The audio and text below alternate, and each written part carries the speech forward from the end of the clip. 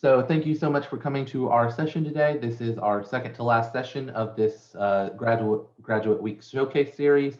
Today we'll be talking about paying for graduate school and the costs and different ways that you can kind of go about that. So again, today we will have me. I'm James Whitt. I'm one of the admins for the department. And also joining us is Mr. Gillison, who is the academic advisor for psychology. So in terms of paying for graduate school, we'll talk a little bit about the cost per program because that is something you want to keep in mind depending on what you want to do. And then we'll talk about some of the 5 main ways that you can kind of go about helping to pay for that through assistantships, grants and scholarships, loans, federal forgiveness programs, and tuition reimbursement. So first we'll talk a little bit about the cost by program. So this information comes from APA's website. They do a every 3-year kind of retrospective of cost by programs and different things. The most recent years they have at the moment are 2013. So from that, you can kind of see the breakdown of how it looks. So for the public masters, you're looking at a little over $8,500 per year for in-state and almost $20,000 for out-of-state per year. If you compare that to the private masters, you're looking at a little over $30,000 per year.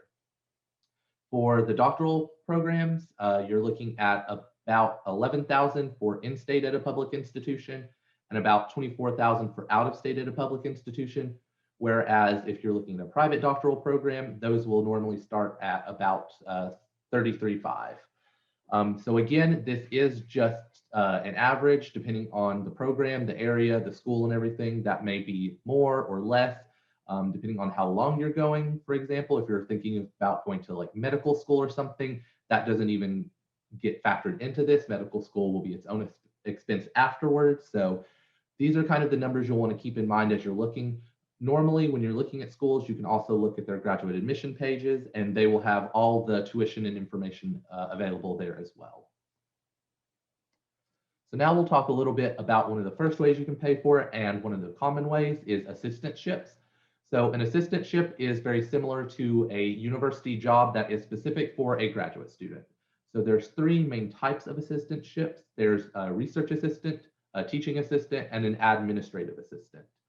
So the way those differ is a research assistantship is going to be a specific job with either your mentor directly or another mentor within your department, and you'll be helping them lead their research teams, do research, literature reviews, different things, kind of whatever they need. In terms of a teaching assistantship, you have kind of 2 main pathways for that. One is you will be assisting somebody either at an undergraduate or a graduate level with one of their classes, doing things like holding SI sessions or holding office hours, helping run tests, grade papers, things like that. The other type of teaching assistantship you might get a little bit further into your career more often is you will actually be the lead instructor for a class. So an example within our department for a teaching assistantship for a grad student, all of our psychology labs are done through teaching assistants in the HP and OS program. So for most of our students who are majors, you probably did not take the psychology lab, but if you are a minor or a student outside of our department, you may have taken that as part of your general education requirements.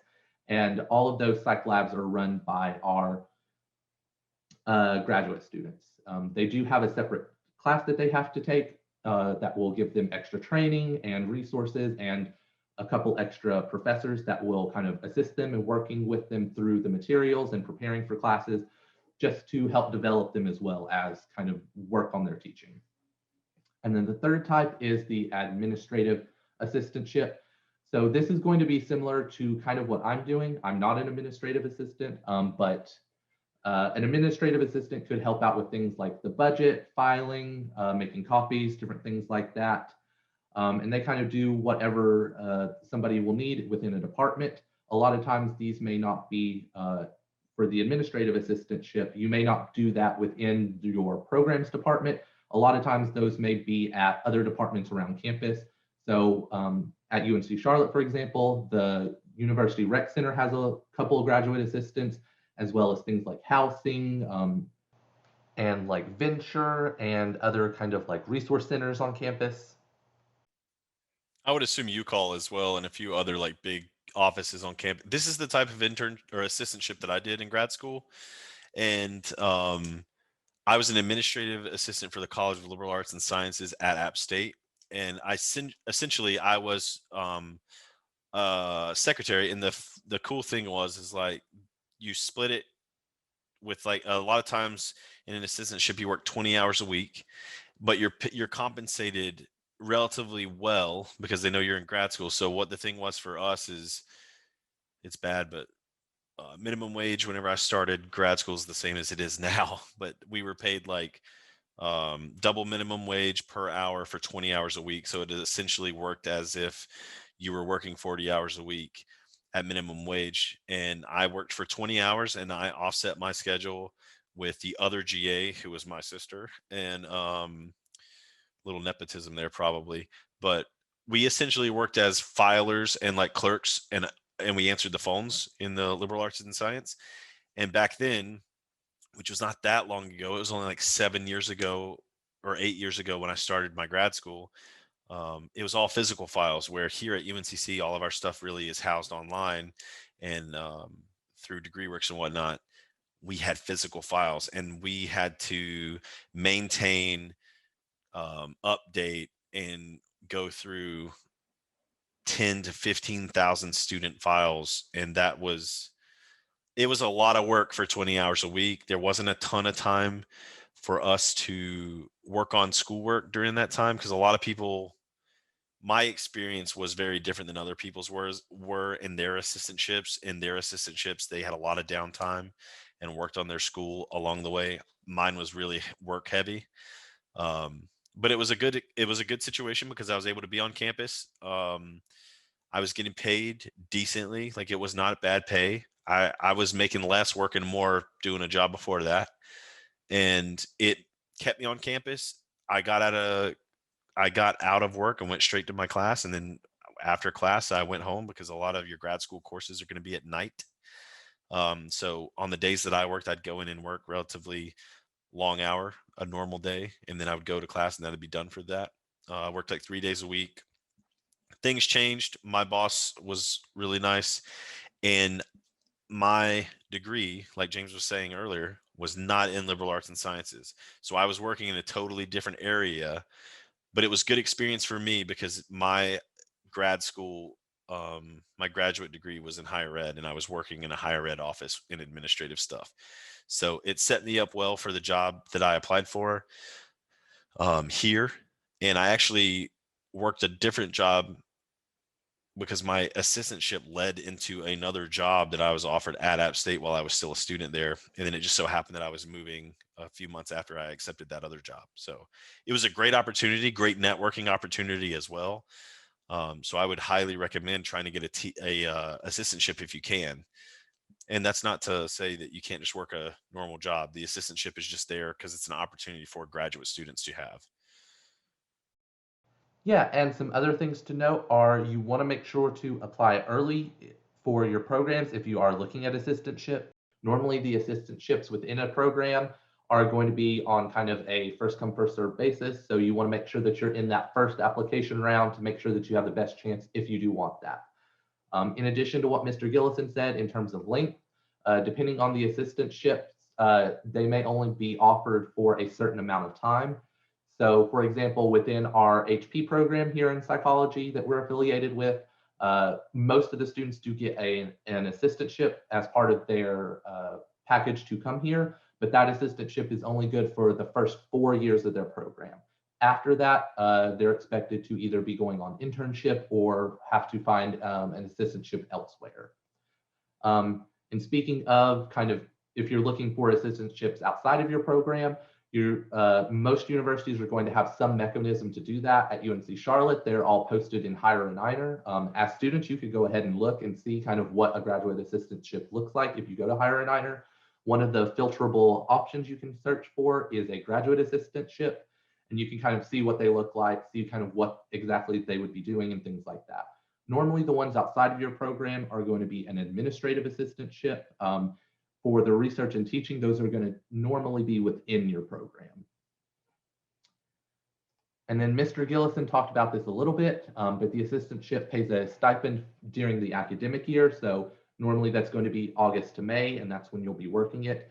And it may cover tuition and fees. That's going to vary depending on the school. So the way it works normally is your stipend is going to be a certain amount of money, and you will get a portion of that stipend at regular intervals. So for example, at UNC Charlotte, a full-time assistantship is 20 hours a week. It does cover tuition, but it does not cover fees. And the starting stipend is $18,500, and you get a portion of that every twice a month. And the other thing to note is sometimes your assistantship won't be full-time. So I know at UNC Charlotte, oftentimes people will have 2 10-hour assistantships in kind of similar offices, and they'll be doing kind of one that's administrative and one that's maybe a research or teaching assistantship where they're only teaching maybe one class and it doesn't get them up to that full assistantship. So that's another thing you can look out for if you get offered an assistantship or you're looking at assistantship and it is either part-time, you can look at doing multiple. Normally there is a set number of hours you can work up to. At UNC Charlotte, that's 20. They will not allow you to have an assistantship that's more than those 20 hours, but that's going to potentially vary depending on your school.